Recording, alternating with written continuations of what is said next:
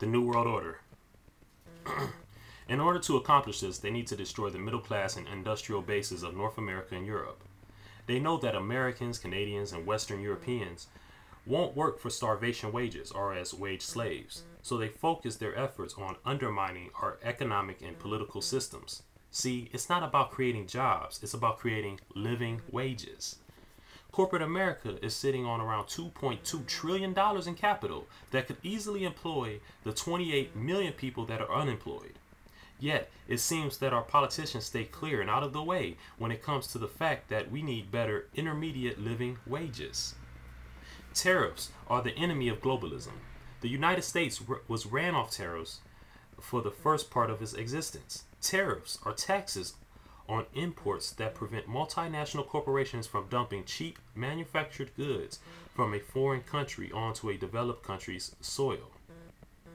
North America Free Trade Agreement and the General Agreement on Tariffs and Trade have taken down these walls of protection that are necessary for an industrialized nation to have a healthy economy and solid industrial base. Now, instead of Americans competing against Americans, we have Americans competing against North Korean slave labor.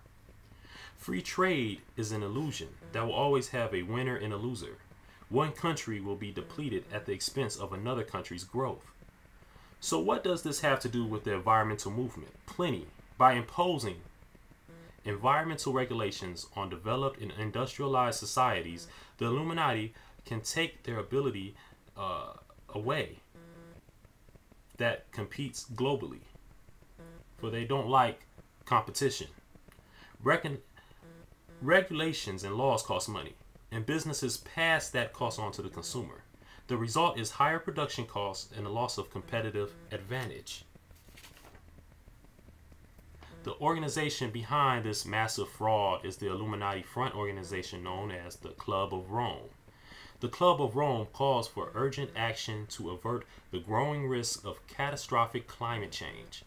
The most recent scientific data presented to the assembly by the world's top climate scientists demonstrate the accelerating impacts of climate change on the natural systems of the planet. Beyond this threat to the future of humanity, the club stresses the need to find a new path for world development to resolve the conflict changes in the fields of environment, global development, and restructuring of economies onto a sustainable path. We insist that responsibility for care and the use of energy and resources, responsibility for the environment, and social inclusions are simply costs to the economy, but investments in the future of humanity. Governments have directed trillions of dollars to stabilize the financial system. We call for the required levels of finance to salvage the future of the planet. We should not aim to recover to the pre-crisis path of economic growth, which leads towards disaster.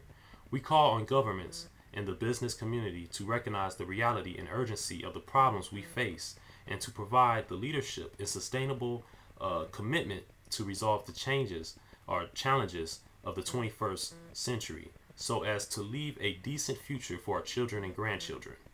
Founded in 1968 at the Rockefeller's Italian estate, the Club of Rome has played a leading role in propagating the falsehood of climate change. Headed by Anglo-American elites and European nobility, the Club of Rome is an elite think tank specializing in crisis situations or crisis creation.